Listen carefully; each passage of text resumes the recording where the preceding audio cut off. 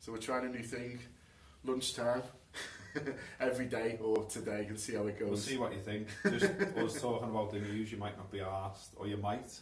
Yeah, so this is our office. This is the Anfield Wrap office at the moment, and it's just more of a break for us in the middle of the day to have a bit of a chat about what we've seen. Yeah. So we'll start on Raheem Sterling. He's been causing a few more waves today. A little bit on basically he's got no regrets moving to Manchester City. A few people are moaning about it. Are you bothered? I'm not bothered, no. I mean, he's basically answered a few questions at the press conference, and it's been spun into a back page headline about "I've no regrets leaving from Liverpool to City." I'm not surprised he's got no regrets. He's challenging for the Premier League, he's playing in the Champions League, he's doing alright as well, he's playing regularly. I don't really see what the fuss is, to be honest. I mean, one of my mates on Facebook was saying, you know, I'd rather he stopped talking about Liverpool, but he's going to be asked questions about Liverpool because it's the next game. And for me, he's fairly respectful in his comments. I think he refers to Liverpool as being a big club. He says they're both big clubs. And I think most realistic fans will say they have got better players. They are in a better position to challenge for trophies. And all right, a little bit bitter that the way he left and the way his agents handled it all and everything else. But one of them, move on. Yeah, if it does feel move on, as you say, what is he going to say? He's got his move. He's obviously not going to have any regrets, and even if he did, he wouldn't necessarily come out and tell everyone. But I thought it was interesting a little bit when he was talking about the negativity in the press at the time and speaking about that. And I thought that was quite interesting because everyone think football players, they're not bothered, they don't care, they just get the paychecks and things like that. But he's a human being, he's a young lad, and it must get to you. So. Must get to you. I mean, I wonder if you went through the whole thing again. The way him and his agents engineered the move, whether they'd make the same mistakes again, because they were mistakes. I mean, the BBC interview and everything else in the middle of a season, no need. So I think that's probably what he's referring to.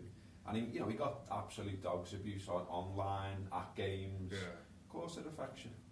Alright, quickly on a couple of other things. Carlos Ancelotti said he wasn't offered the job, but he probably would have took it. He's surprised that they didn't speak to him. It just looks like they went for Klopp. He's surprised he didn't. He's saying he hasn't been sounded out.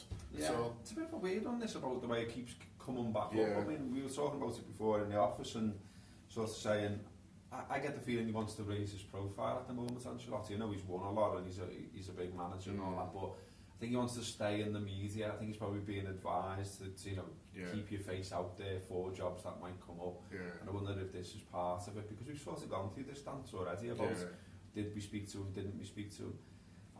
I think he's probably sounded out somehow. I'd be very surprised if he wasn't.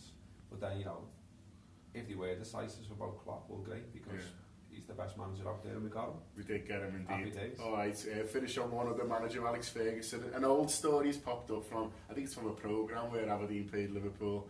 And it's quite a funny one because he's praising Liverpool quite a bit more than he would do nowadays, include the crowd. But one other thing is I think the 500,000th person to claim to be at Liverpool St Etienne.